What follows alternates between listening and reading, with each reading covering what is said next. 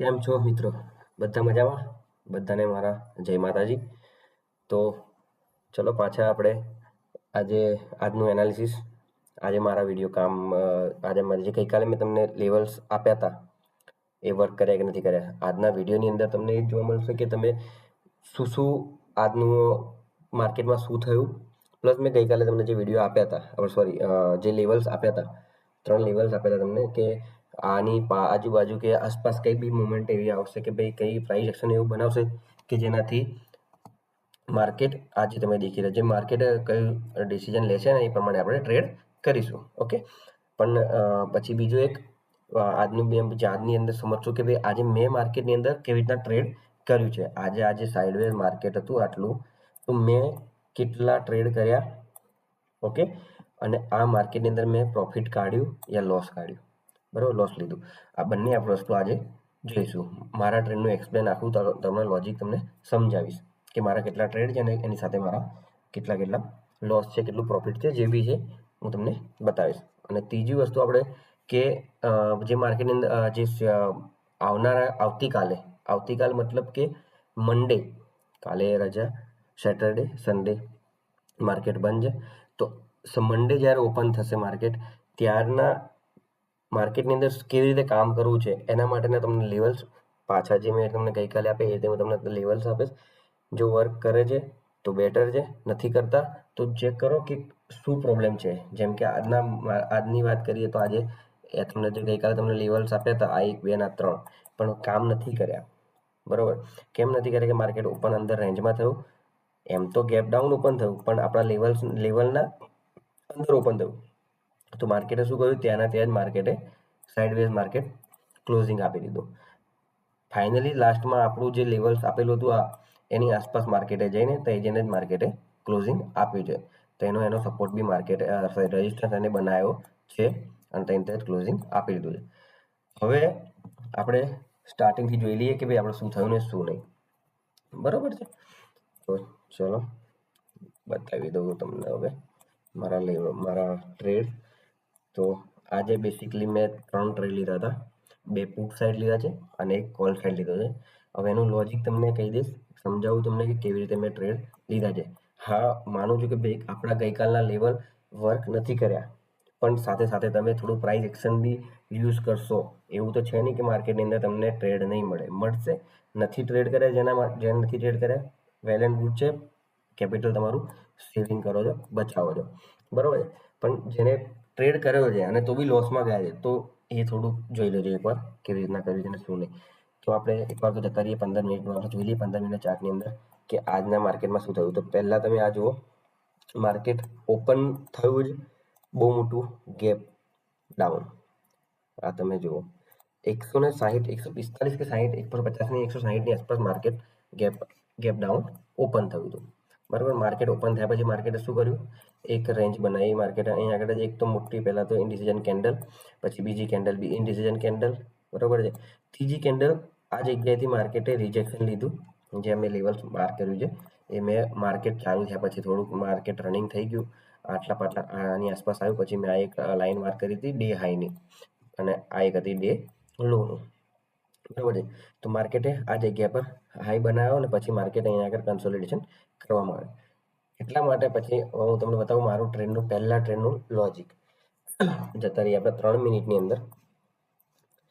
3 મિનિટની અંદર તમે જોશો તો મેં એક ટ્રેન્ડ લાઈન માર્ક કરી છે. જુઓ, આ જગ્યાથી લઈને ડેના લોથી લઈને બીજું એક લાઈન ટચ કરીને મેં એક ટ્રેન્ડ લાઈન માર્ક કરી છે. ટ્રેન્ડ લાઈન માર્ક કર્યા પછી મેં ઉપર એક લેવલ્સ બી માર્ક કરેલું છે, બરોબર છે.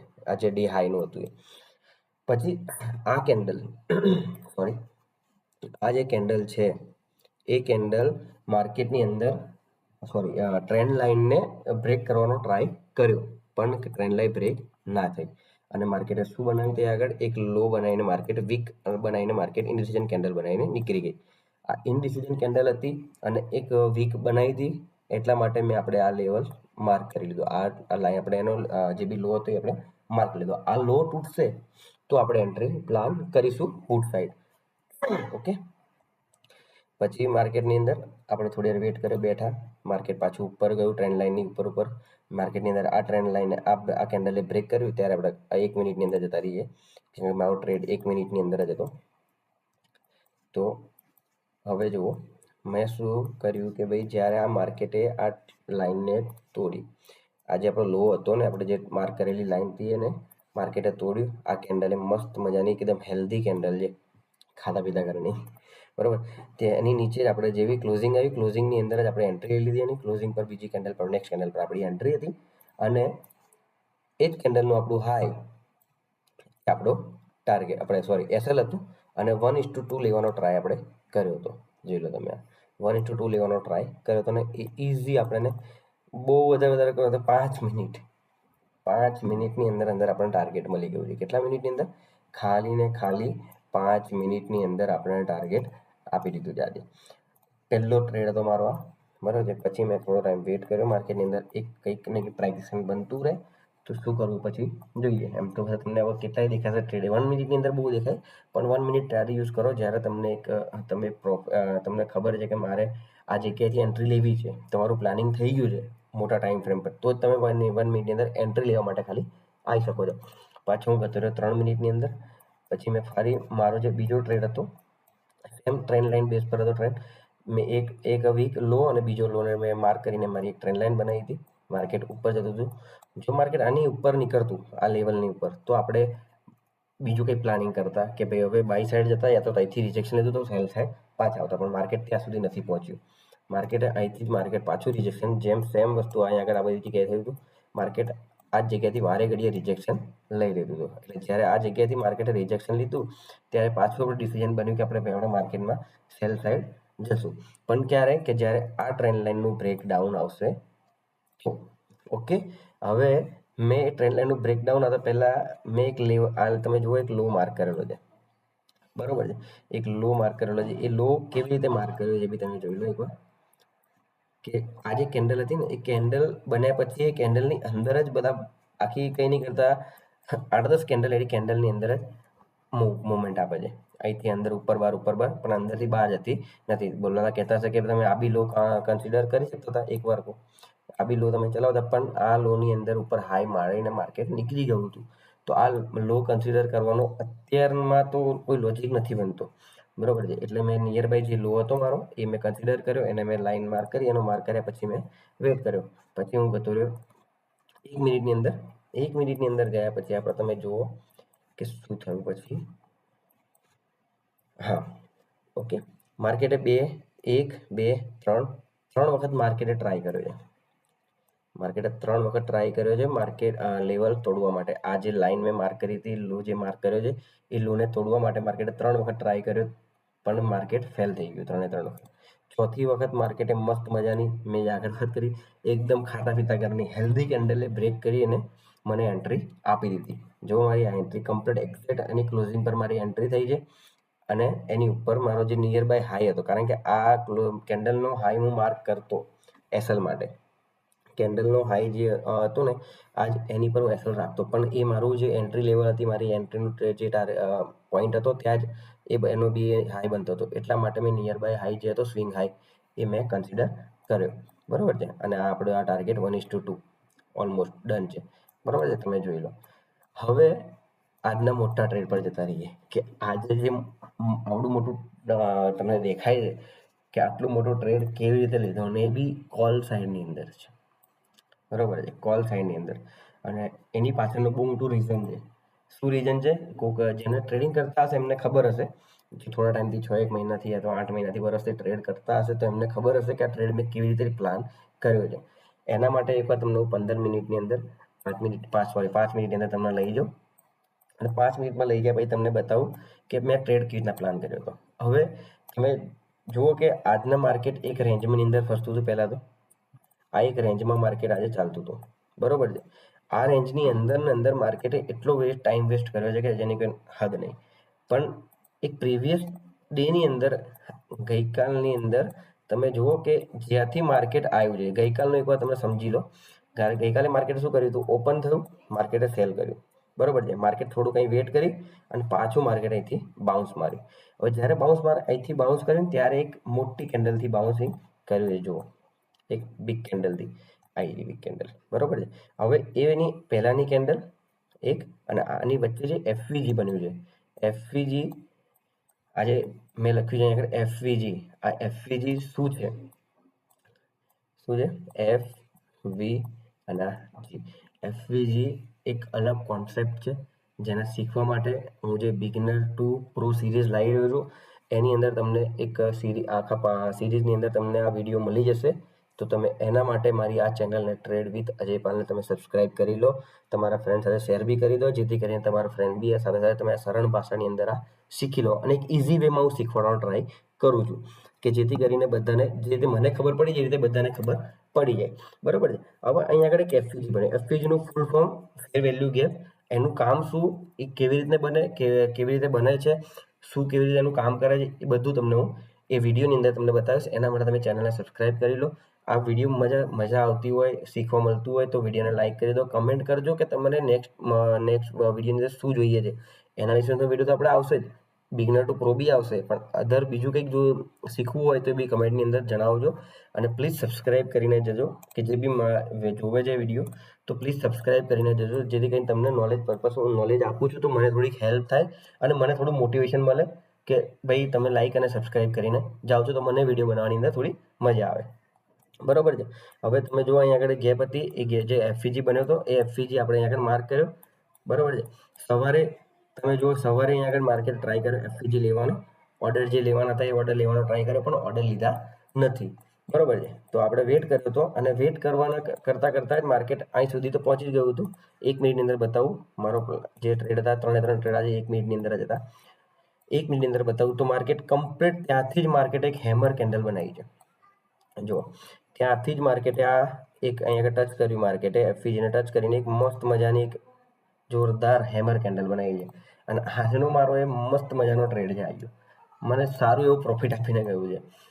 તો જુઓ તમે બતાવું તમને મારું, અને મારું જે પ્રોફિટ ટાર્ગેટ જે હતું ને એ બી ટાર્ગેટ કયું હતું કે આજના દિવસનું જે હાઈ લાગ્યો તો, ડે હાઈ જે હતો ને આજે લાગ્યો તો સવારે, જેમ આપણે માર્ક કર્યો હતો સવારે આપણે વાત થઈ થોડી વાર પહેલાં મેં તમને કહ્યું કે આ લેવલ માર્ક કર્યું ડે હાઈનો, એ જ હાઈ મને આજે ટાર્ગેટ પર મળી, મને કામ લાગ્યો. અને જે મારું લો હતું એ કેન્ડલનું, જે કેન્ડલમાં મેં એન્ટ્રી કરી અને એને જે હેમર કેન્ડલ હતી એ જ હેમર કેન્ડલની નીચે મારો લો હતો. રિસ્કી ટ્રેડ હતો કારણ કે મેં એની અંદર સ્વિંગનો વેટ નથી કર્યો અને કે અત્યારે જોવા જાવ તો હું આની આસપાસ કંઈક હું એન્ટ્રી કરતો, આની આસપાસ મેં એન્ટ્રી કરતો મારી કોન્સેપ્ટના હિસાબે આ જગ્યાએ મારી એન્ટ્રી બનતી.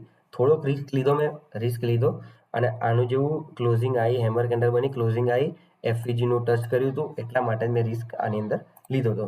રિસ્ક લીધો તો ફાયદો બી થયો. એટલે આ તો એક પેલી વાત થઈ કે ભાઈ રિસ્ક છે તો રિસ્ક લેવો જરૂરી છે. હા, બધાને નથી કહેતો લેવાનું, તમારી અંદર તહેવાર છે. મેં કેમ લીધો એની બી તમને વાત કરી દો, કારણ કે મેં ઓલરેડી 2 ટ્રેડ મારા પ્રોફિટની અંદર હતા. જો મને લોસ થતો તો બી મને વાંધો આવતો નહીં, ઓવરઓલ મારું આજનું ડે જે હતો એ મારો પ્રોફિટેબલ રહેતો, એટલા માટે મેં આ રિસ્ક લીધો. નક્કે હું અધરવાઇઝ આ રિસ્ક ના લેતો અને આની ઉપર જ હું એન્ટ્રી બનાવતો. તમને બતાવી દઉં, જો મેં એન્ટ્રી કરી તો આની ઉપર મારી એન્ટ્રી નહીં કરતી, એટલે કે સમજો કે આ જગ્યાએ મારી એન્ટ્રી બનતી, આ રીતે મારો એન્ટ્રીનો પ્લાનિંગ થતો. અને સેમ એ રીતે કેન્ડલનો લો મારો એ એસએલ હતું અને સેમ મારું આ ટાર્ગેટ હતું, પણ નથી કર્યું એવું, બરાબર. થોડું રિસ્ક લઈને કામ કર્યું તો પ્રોફિટ બી એવું જ મળ્યું મને. રિસ્ક લીધું તો મને સારું એવું પ્રોફિટ મળ્યું છે. એટલીસ્ટ 91 પોઈન્ટ્સ મને મળ્યા છે ટાર્ગેટની અંદર. અને પછી માર્કેટ સાઇડવેઝ થઈ ગયું છે. તો માર્કેટ પહેલાં બી સાઇડવેઝ હતું, પછી થોડુંક માર્કેટ નીચે આવ્યું, એફવીજીને ટચ કરીને માર્કેટ પાછું એક મસ્ત મજાની એક વન વે માર્કેટે દેખાડ્યું અને પાછું માર્કેટ સાઇડવેઝ થઈ ગયું. હવે આપણે વાત કરી લઈએ કે આવતીકાલે મતલબ કે મંડે શું થશે. મંડેની અંદર એના માટે કયા લેવલ્સ છે મંડે માટે એ આપણે તમે વાત જોઈ લઈએ. પહેલાં તો એકવાર આને કાઢી નાખીએ. હવે મંડે માટે કયા લેવલ્સ ઇમ્પોર્ટન્ટ છે, બરાબર છે.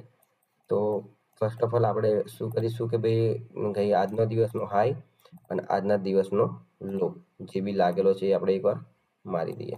ઓકે, આ આજના દિવસનો હાઈ અને આજના દિવસનો લો છે, બરોબર છે. હવે માર્કેટે આજે બધી બહુ બધી વાર અહીંયા આગળ એક કર્યું છે, પણ આપણે એક ચલો હમણાંના બેઝ પર આપણે ખાલી આટલું કન્સિડર કરીએ છીએ અને કાલે માર્કેટ કઈ ઓપન થાય છે, કાલે માર્કેટ કઈ જગ્યા પર ઓપન થાય છે એના બિહાફમાં આપણે ટ્રેડ કરીશું. પણ તો છતાં બી તમને એક લેવલ્સ આપી દો, 25,300. 25,300 નું લેવલ છે, આ જે લેવલ છે 25,300, આ જગ્યા પરથી માર્કેટ આજે માર્કેટની અંદર બહુ બધું મેક્સ પેન હતું અહીંયા, એટલે કે અહીંયા એટલા બધા ઓર્ડર પડ્યા હતા આજે, બાય અને સેલ સાઈડ જે બી કહો. ઓર્ડર એક ઓર્ડર જ છે કે બાય છે કે સેલ છે આપણને નથી ખબર, પણ એક ઓર્ડર એટલા બધા ઇન્ક્લુડ થઈ ગયા હતા અહીંયા આગળ કે જેથી કરીને અહીંયા આગળ એક બહુ મોટું મેક્સ પેન હતું. તો આ એક લેવલ બહુ ઇમ્પોર્ટન્ટ છે 25,300 નું. જો મંડેના દિવસે માર્કેટ ઓપન જો ફ્લેટ થઈ રહ્યું છે, ફ્લેટ ઓપનિંગ આપી રહ્યું છે, તો માર્કેટની અંદર જોજો શું થાય છે મુવમેન્ટ. અહીંયા આગળથી જો સપોર્ટ લઈને માર્કેટ જાય છે ઉપર, તો ટાર્ગેટ આ રહેશે, નેક્સ્ટ ટાર્ગેટ આપણું રહેશે તો એની ઉપર આ લેવલ્સ રહેશે. જો તમને એવી માર્ક કરી આપું તમને, આ લેવલ્સ રહેશે, બરાબર.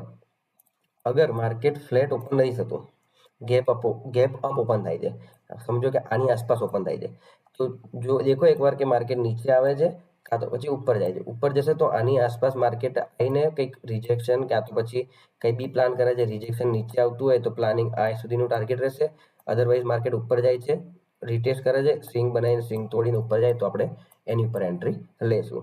અને જો નીચે આવવાનો ટ્રાય કરશે તો આપણે આ લોની અંદર અહીંયા આગળ એવો કંઈક લો બનાવશે, માર્કેટ કોઈ પ્રાઇસ એક્શન એવું બનતું હશે એની પર આપણે ટાર્ગેટ લઈશું અને આપણું આ ટાર્ગેટ રહેશે, બરોબર છે. અને જો આજના જેમ માર્કેટ બધું તોડી નીચે આવી જાય, સમજો કે આની આસપાસ માર્કેટ ઓપન થાય છે ગેપ ડાઉન, તો સેમ નીચે આપણે ઝોન આપેલું જ છે, માર્ક કરેલું છે, તો સેમ એની આસપાસ કંઈક આવવા દો માર્કેટને.